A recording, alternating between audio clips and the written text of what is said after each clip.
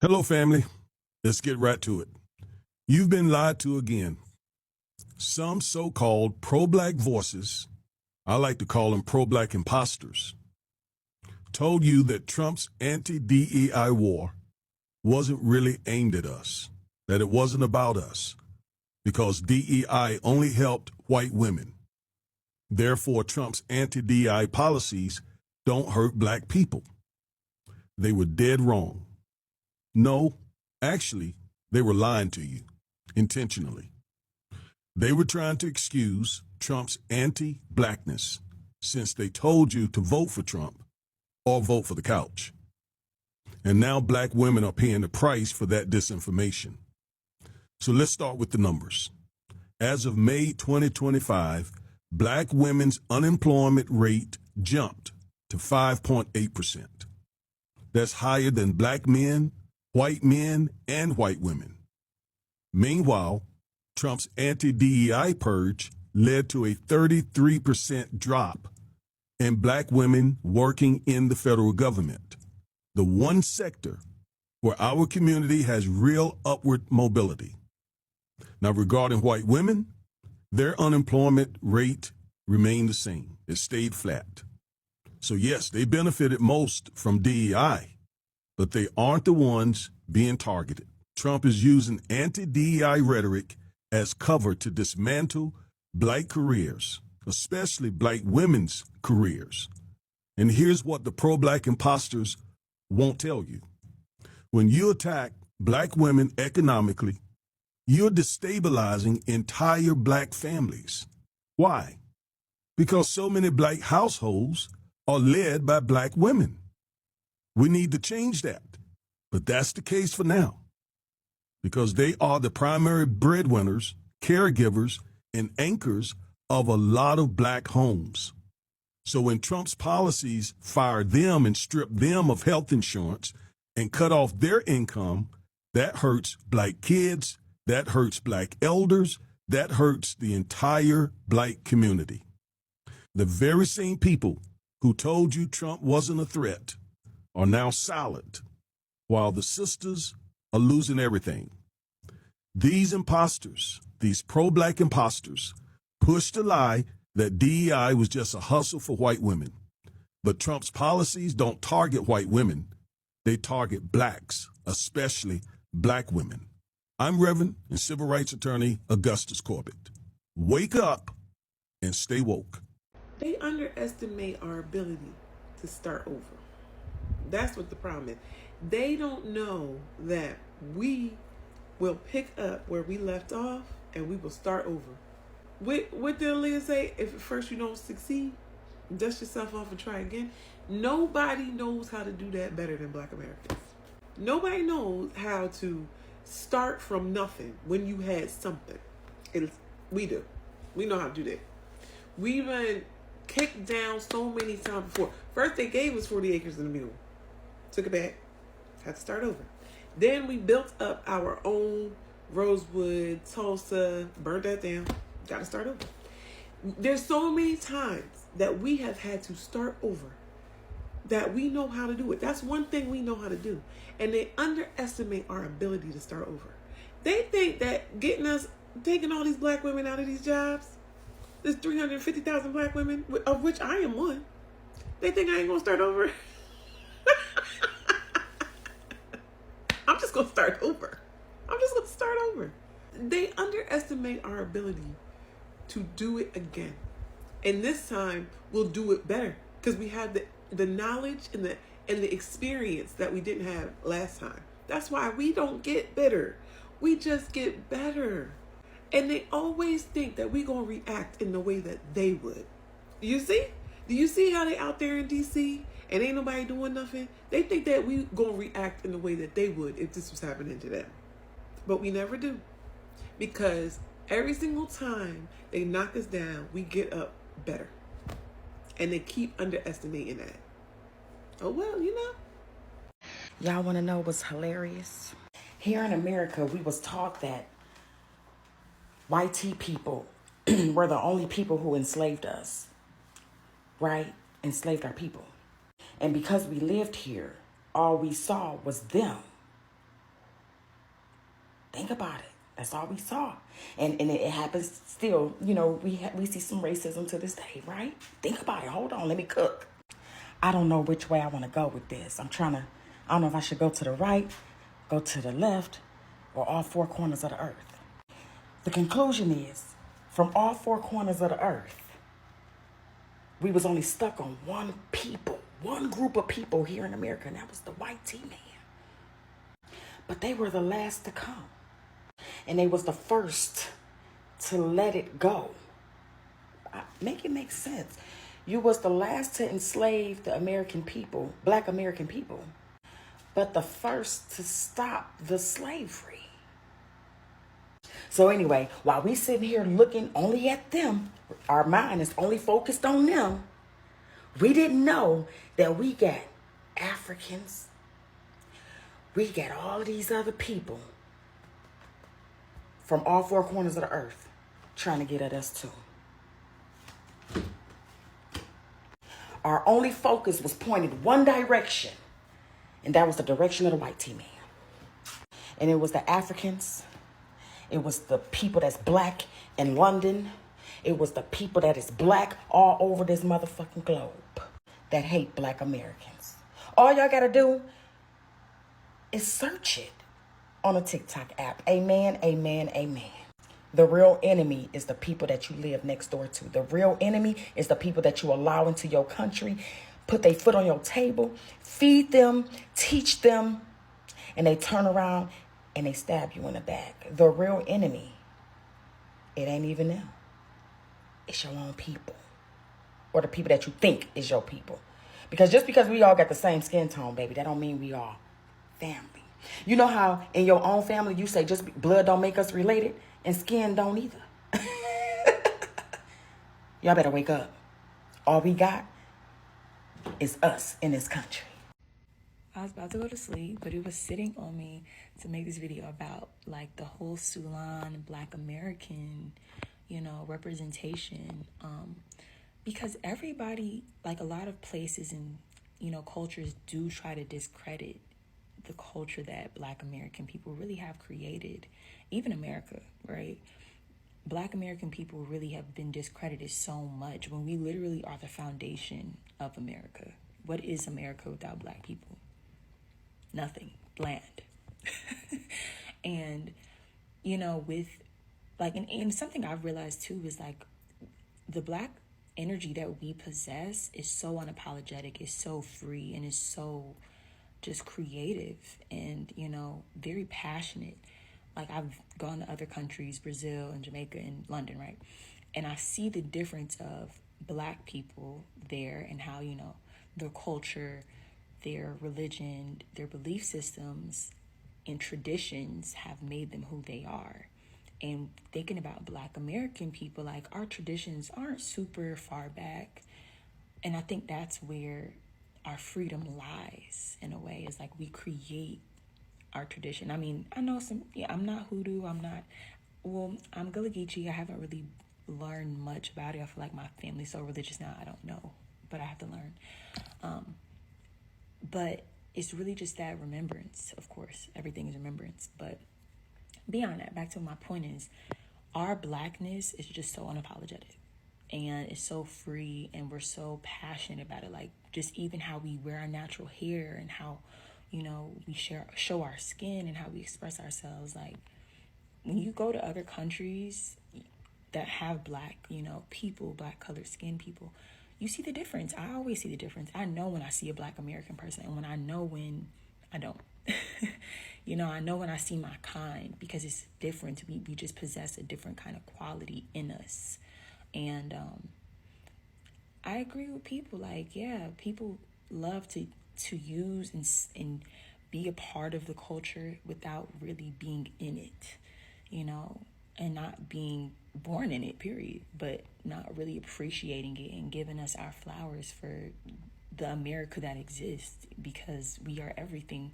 We are the art, we are the fashion, we are the music, the movies, like, you know what I mean? Like, we really are the foundation of what America has become, the industry that we live in now. So, just had to share, because it's like, yeah, I get it. I see the rage because people only want to be a part of something when it's performative and when it's popular, but not when, shit comes to a lower point, when it's not all peaches and cream. So, yes, baby, I'm a proud Gullah Geechee and West Indian queen. And we all should just love our Black American culture. Like, my grandfather was in the Greensboro sit-ins. Like, hell yeah. We are strong. We are resilient. If you came into this life as your soul incarnated into this existence and you were Black American, then you're here for a big reason. I really feel that. Like, we had everything stripped away from us and we're still so powerful. And I'm going to end on that. I have always been saying it, and I will keep saying it. One thing for sure I know is Black Americans will arise no matter what. It doesn't, the limitations they're actually trying to put today will actually not limit them in any level. The thing is, we already know that most of these people that actually benefited from the DEI, welfare, privilege, and every other stuff is actually the palm-colored people. But you will always see them here coming to portray as if they have never benefited from it, or as if Black people are the ones that are enjoying every single thing. Now, starting from the first clip that I actually played to this particular clips, you guys can actually see that a lot of Black people are unemployed and so on and so forth. I don't even want to bring so much clips that are so cumbersome. Anyways, welcome back again to the channel. It's Sonia and I'm back again with another mind-blowing video. How you guys doing? Hope you guys are fine. Hope you guys are good. If this is the first time tuning in, do watch, subscribe, like this video, drop me your comments, and lastly, do not forget to share. Credit belongs to original creators of every clips and stitches we have in our today's episode. And guys, this is just for educational purposes. I stand a chance to be corrected, so feel free to correct me in the comment section. With that being said, let's go ahead and watch the remaining clips, and I'll be back with commentaries at the end of this clips. Let's just go there, guys. What exactly did Black people ever do? Like, I'm genuinely asking, what did we ever do to deserve anti-Blackness in every single community? We were brought over here in chains. We were beat, raped, and murdered. We fought for our freedom just to end up with Jim Crow and segregation and being lynched by the KKK. We were segregated into our own communities, then denied jobs, denied funding for our schools. You kill our Black men, then make fun of us for not having fathers. You dehumanize and demonize and kill our Black women, and nobody bats an eye. What exactly did Black people do? What exactly did we do?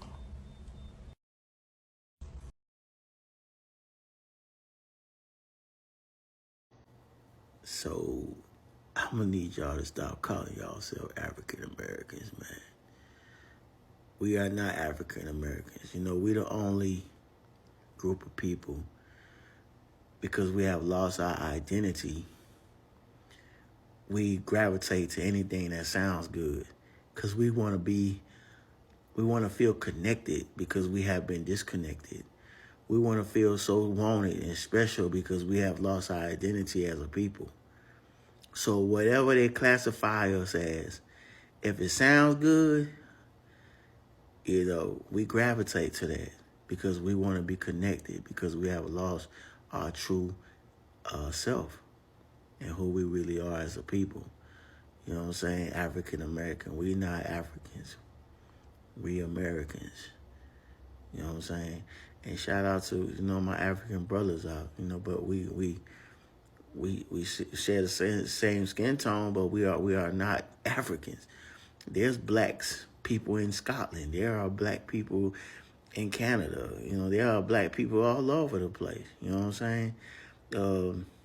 But the Blacks in America, we are Black Americans. Just like you got Black Canadians, you got Black Germans, you got Black Russians, or you got Black Americans. That was just something that Jesse Jackson created in 1988 to say, hey, you know what? I'm going to classify these Negroes as African Americans, because you know why? Let's make them feel special to Africa. Let's make them feel special. Let's make them feel wanted, connected. Nah, man. It is what it is. We are Black Americans, not African Americans.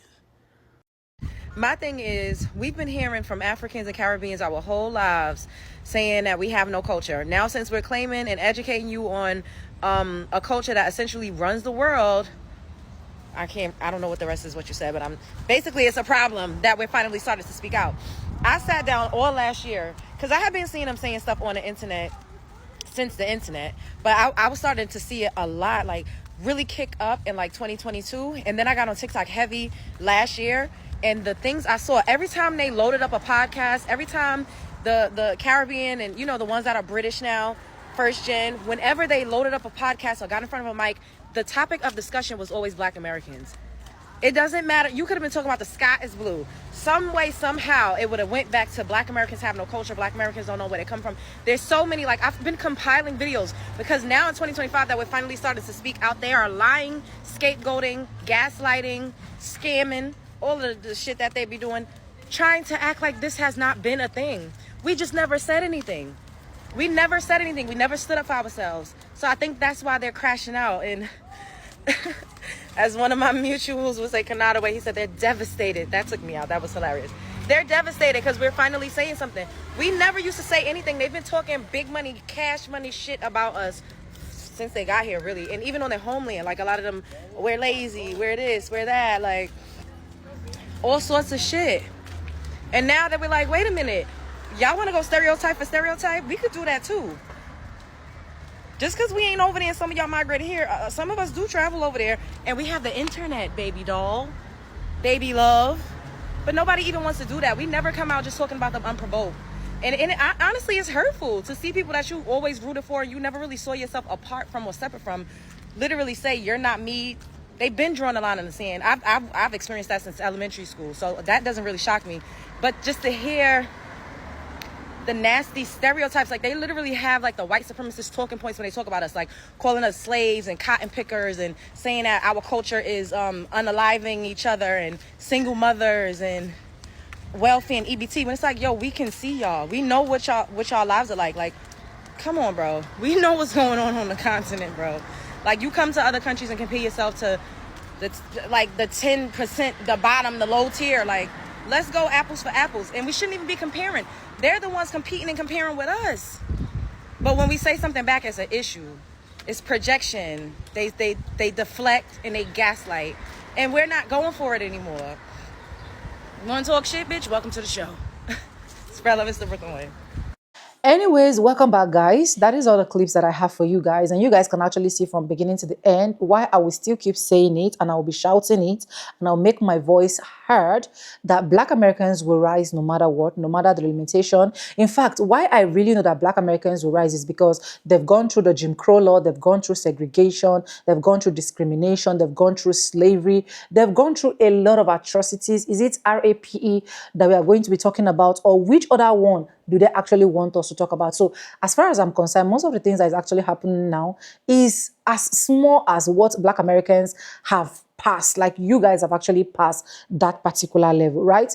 Anyways, I have some comments. Let's take some comments and hear what other people have to say in the comment section. And then I'll come back again, right?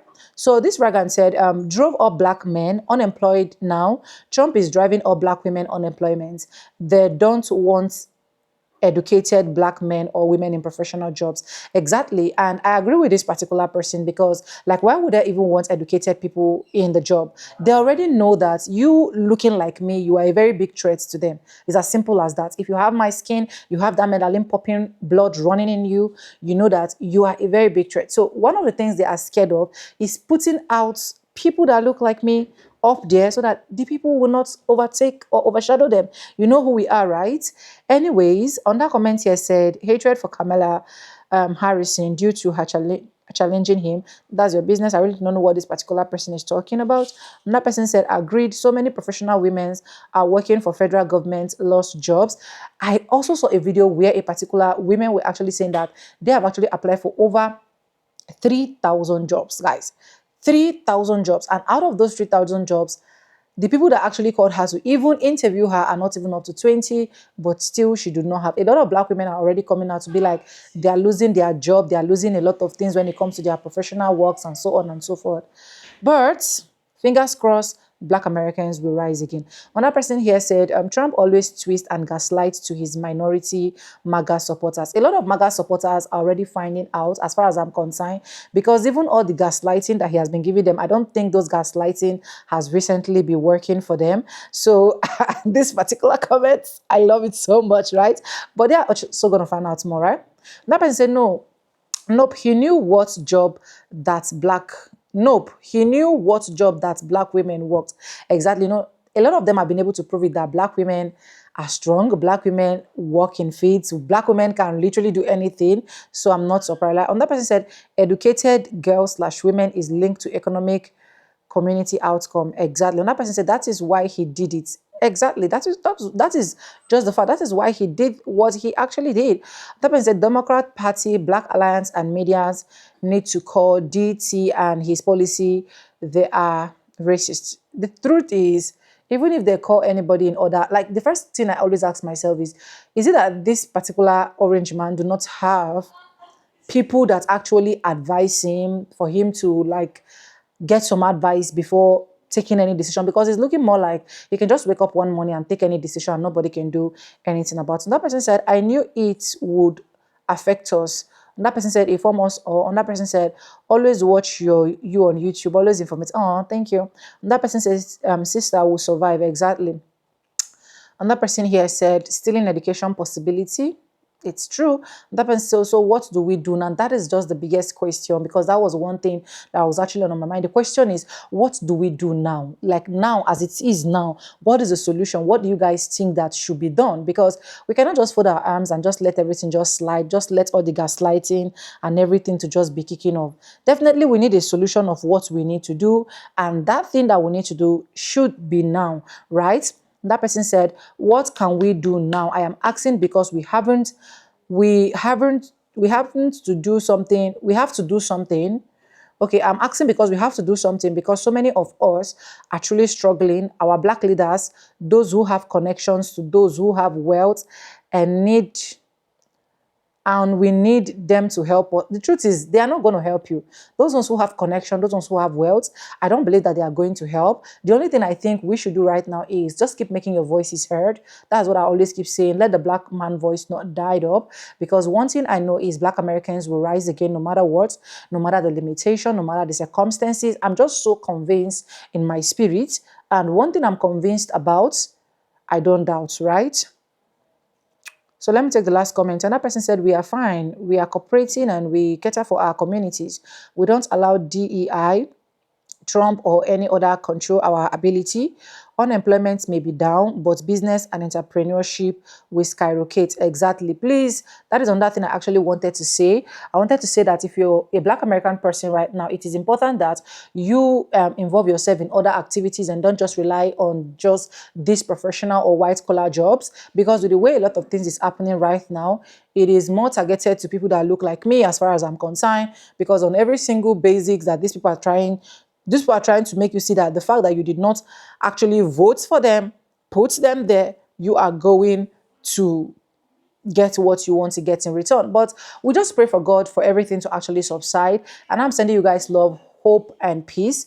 But keep it at the back of your mind that I will say this today as Sonia, that black Americans will rise again no matter what, no limitation, nothing is going to stop them. They cannot stop you guys during slavery, during segregation, during the Jim Crow, plantation, cotton picking, and so on and so forth. It's not now that you guys are actually going to be stopped. Anyways, this is just for educational purpose. Credit belongs to original creators of every clips and stitches we have in our today's episode. And guys, I stand a chance to be corrected, right? We do not support any form of violence here. Just let me know what your thoughts are in the comment section. If you haven't subscribe, like, comment, and share. And yes, with no further ado, I'm going to be Siva, and I'll see you guys in my next one. For now, bye. I love you guys. Mwah.